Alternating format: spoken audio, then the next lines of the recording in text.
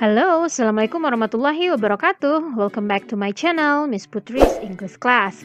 Now, in this video, we are going to learn about obligations and prohibitions. Obligations di sini artinya adalah keharusan, sedangkan prohibitions artinya adalah larangan.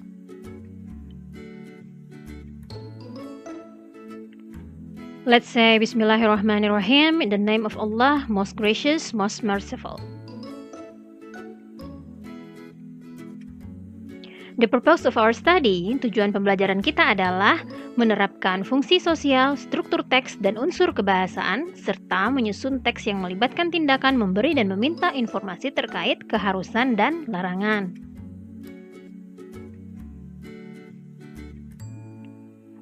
Okay, we come to the first one, obligations.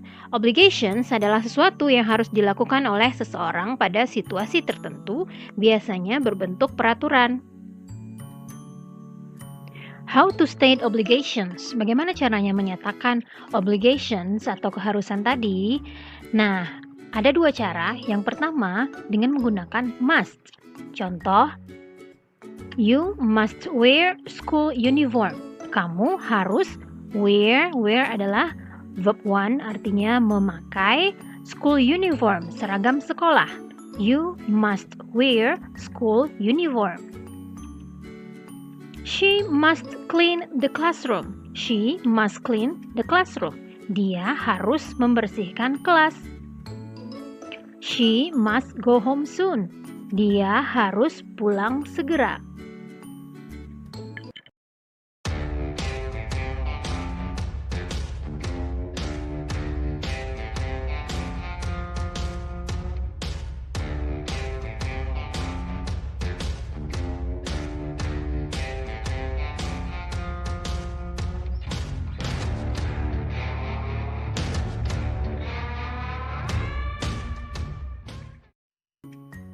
Okay, now let's see the second way to state obligations. Kalau yang pertama tadi pakai must ya.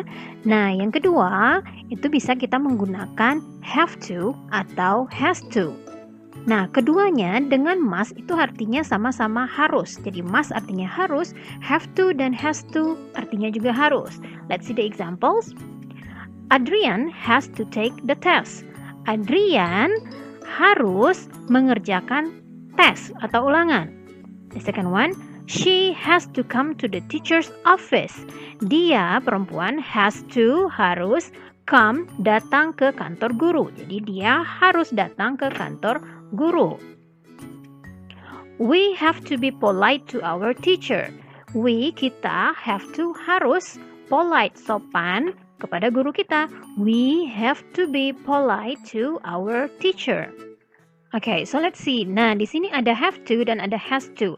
Kalau Adrian dia di sini pakai has to, nah she has to, we have to. So what's the difference? Jadi apa perbedaannya?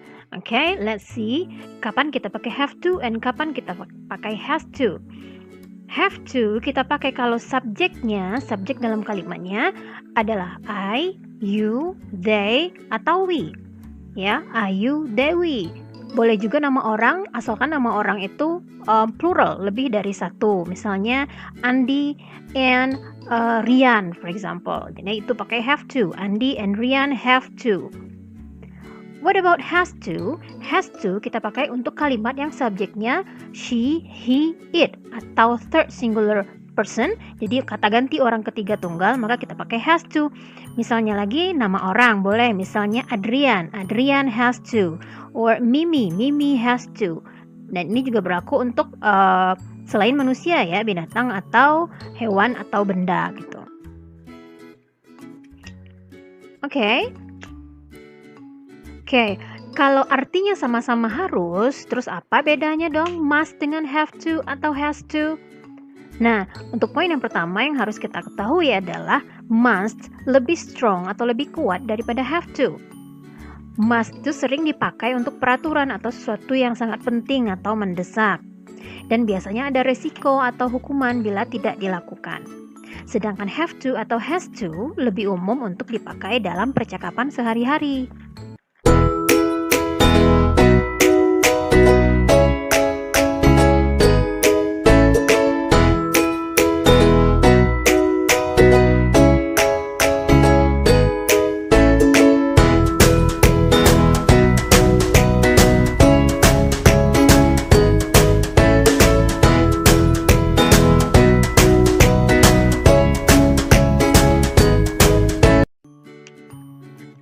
Oke, jadi bisa kita simpulkan di sini form atau bentuk penggunaan must dengan have to dan has to itu ya. Kalau subjeknya adalah I, you, they, we, maka kita boleh pakai must atau have to. Ya, must atau have to dan diikuti oleh verb one, harus verb one. Kemudian kalau subjeknya she, he, it dan seterusnya misalnya nama orang tapi satu orang ya, misalnya Bobby, maka itu kita pakai must atau has to. Ingat kalau subjeknya adalah satu atau singular, modelsnya yang dipakai di sini adalah must atau has to. Jadi kalau subjeknya banyak kita pakai must atau have to. Dan verbnya atau kata pekerjanya harus kita pakai verb one, tidak boleh verb two, verb three, apalagi verb ing. Okay, let's continue to the second part which is prohibitions. Masih ingat artinya apa prohibitions tadi? Yap, prohibitions artinya adalah larangan. Oke, prohibition adalah sesuatu yang tidak boleh dilakukan. Tidak boleh dilakukan, berbeda dengan obligation tadi. Kalau obligation itu harus dilakukan, sedangkan ini tidak boleh dilakukan pada suatu waktu atau keadaan tertentu. Dengan kata lain, ini adalah larangan. So, how to prohibit someone? Bagaimana caranya untuk melarang seseorang melakukan sesuatu? Nah, ada dua cara juga. Yang pertama itu kita pakai must not atau mustn't. Ini adalah bentuk negatif dari must. Jadi kalau must tadi artinya adalah harus, sedangkan must not itu artinya bukannya tidak harus, tapi tidak boleh. Jadi must not artinya tidak boleh atau disingkat juga dengan mustn't. Ya, jadi ini dibaca mustn't. Let's see the example. You must not wear jeans to school. You must not atau mustn't wear jeans to school. Kamu tidak boleh memakai jeans atau celana jeans ke sekolah. Oke, ini adalah larangan. She mustn't let the door open. Dia tidak boleh membiarkan pintunya terbuka. She mustn't let the door open. She mustn't stay here too long. She mustn't stay here too long. Dia tidak boleh, mustn't tidak boleh tinggal di sini terlalu lama.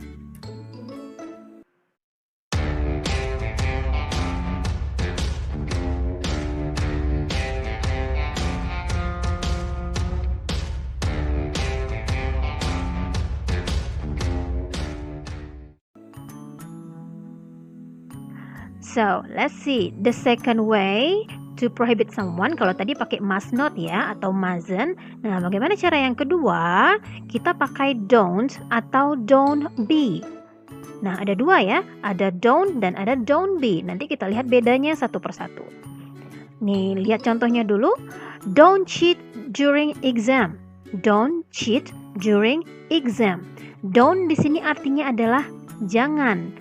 Cheat artinya itu mencontek.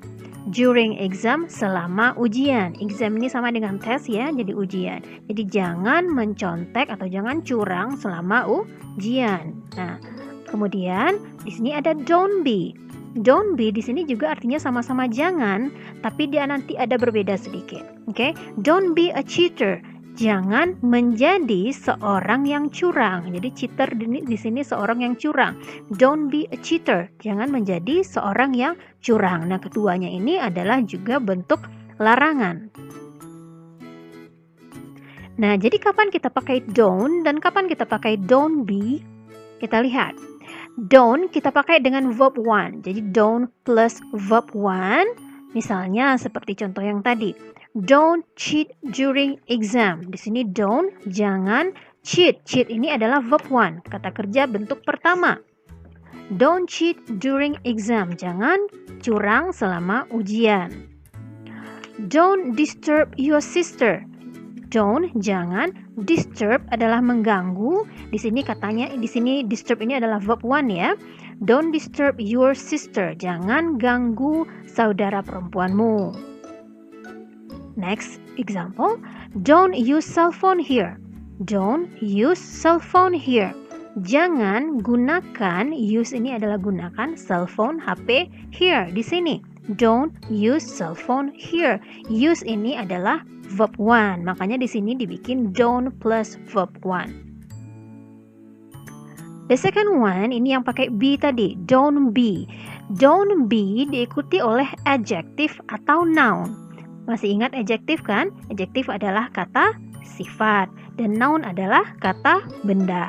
Nah, berbeda. Kalau don't saja itu diikuti oleh verb one, kata kerja bentuk pertama. Sedangkan don't be itu boleh diikuti oleh adjective atau noun.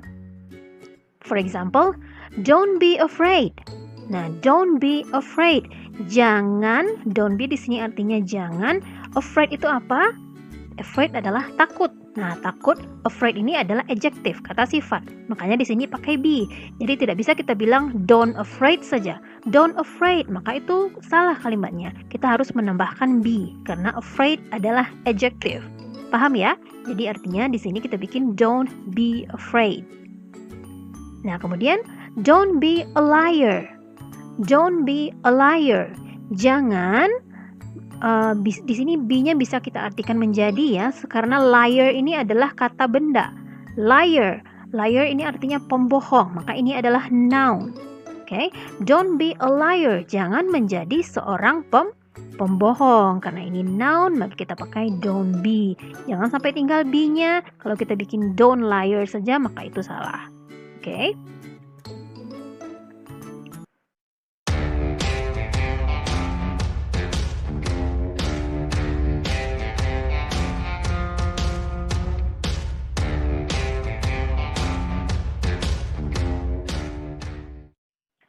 Okay, so that's all our lesson now. Let's say Alhamdulillahirabbil alamin.